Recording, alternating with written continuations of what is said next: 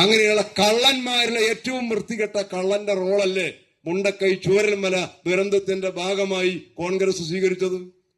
അതിന്റെ പേരിൽ പണം പിരിച്ചു പുട്ടടിച്ചു. അതിന്റെ പേരിൽ പണം പിരിച്ച് വീട് വയ്ക്കാമെന്ന് പറഞ്ഞ് കേരളീയരെ ആകെ പറ്റിച്ച് ആ പണം കോൺഗ്രസ് പുട്ടടിച്ചു. ഒരു വീട് വെച്ചിട്ടില്ല വയനാട്ടിൽ. അങ്ങനെയുള്ള വഞ്ചനയാണ് ഇവർ കാണിക്കുന്നത്. കേന്ദ്ര അവഗണനയ്ക്കെതിരെ പ്രതിഷേധമില്ല, എന്നാൽ കേന്ദ്രത്തിന്റെ അവഗണനയുടെ ഭാഗമായി രാജ്യത്തുണ്ടായിക്കൊണ്ടിരിക്കുന്ന പ്രയാസങ്ങളിൽ, പ്രശ്നങ്ങളിൽ അത് മുതലെടുക്കുന്നതിന് വേണ്ടിയുള്ള ശ്രമങ്ങളാണ് കോൺഗ്രസിന്റെ ഭാഗത്ത് നിന്ന്. കർഷകരുടെ കാര്യത്തിലും ഇത് തന്നെയാണ് സ്ഥിതി. ഞാൻ ദീർഘിപ്പിക്കുന്നില്ല. നമ്മുടെ രാജ്യത്ത് നെൽകർഷകർ നേരിടുന്ന പ്രശ്നത്തെ, പ്രതിസന്ധിയെ പരിഹരിക്കുന്നതിന് വേണ്ടി ഈ പ്രതിസന്ധിയുടെ നടുവിൽ നിൽക്കുമ്പോഴും കേരളത്തിലെ ഇടതുപക്ഷ ജനാധിപത്യ മുന്നണി ഗവൺമെന്റ് സാധ്യമാകുന്നതെല്ലാം ചെയ്യുകയാണ്. സഹകരണ ബാങ്കുകൾ വഴി നെല്ല് സംഭരിക്കും. നെല്ലിന്റെ പണം ബാങ്കുകൾ നൽകും, സഹകരണ ബാങ്കുകൾ നൽകും.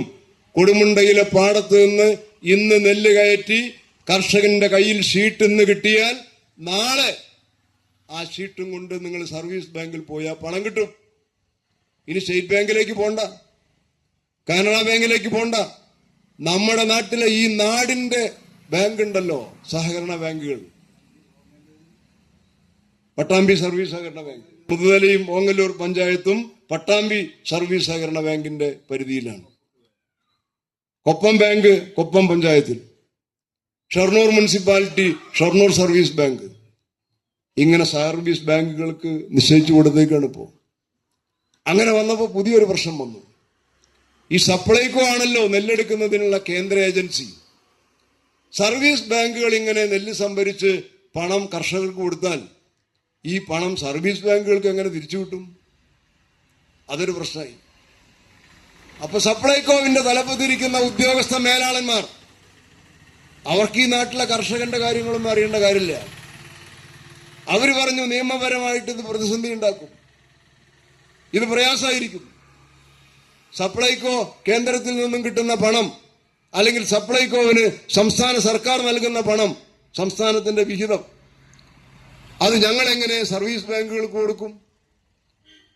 സർവീസ് ബാങ്കുകൾ വഴി നെല്ല് സംഭരിച്ചാൽ അരി ഞങ്ങൾക്ക് കിട്ടും എന്നുള്ളതിന് എന്താ ഗ്യാരണ്ടി എന്നൊക്കെ ചോദിച്ചുകൊണ്ട് ചില പുതിയ പ്രതിസന്ധി ഉണ്ടാക്കി.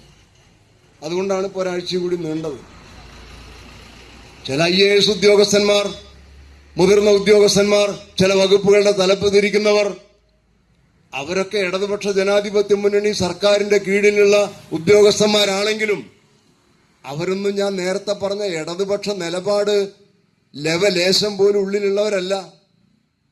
തലയിൽ വേറെ ചിലതാണ്, മനസ്സിൽ വേറെ ചിലതാണ്. ഇതിനെങ്ങനെ പാര വയ്ക്കാം, തുരങ്കം വയ്ക്കാം എന്ന് ചിന്തിച്ച് നടക്കുന്ന ആളുകളാണ് കുറേയേറെ. മുഖ്യമന്ത്രി ഇന്നലെയും മെനിഞ്ഞാന്നുമായി നടത്തിയിട്ടുള്ള ശക്തമായ ഇടപെടലുകൾ, ഉദ്യോഗസ്ഥ മേധാവികളെ വിളിച്ച്, വകുപ്പ് മേധാവികളെ വിളിച്ച് അതിനാവശ്യമായ നിയമമില്ലെങ്കിൽ നിയമമുണ്ടാക്കണം കേരളത്തിന് വേണ്ടി എന്ന മുഖ്യമന്ത്രിയുടെ കർശനമായ നിലപാട്, ആ നിലപാടിന്റെ ഭാഗമായിട്ടാണ് ഇപ്പോൾ കാര്യങ്ങൾ വീണ്ടും കർഷകർക്ക് അനുകൂലമായി കേരളത്തിൽ വരുന്നത്.